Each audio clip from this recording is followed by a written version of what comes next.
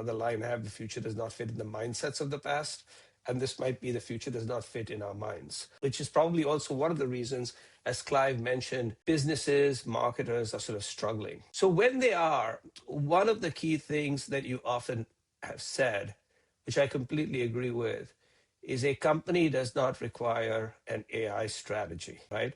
However, a company needs to answer two or three different questions. So can you speak a little bit about that? Yeah, absolutely. And I think, the metaphor of an expanding brain and now going beyond the brain, I think it's rather interesting because if we think of the brain as a mechanism for sensing and sense making, it does not sit in our heads. When we sit around a table, the brain is at the table, right? When we're connected over a chat with 20 other people, the brain is in the chat. So that idea of sensing and sense making is constantly happening beyond the boundaries of our head. And if you were to bring in a few more, you don't have to think about, are these beings conscious or not? But if you bring in a few more elements through which that collective sensing and sense making happens, we're not shifting a paradigm completely. That paradigm has existed. It's just who gets access, which kinds of capabilities to do that sensing and sense making change, and where that can happen, all of that changes, right? And who gets to sit at which tables, those things change. And that's again the idea of a reshuffle. So I fully, I'm on board with where you were going with that.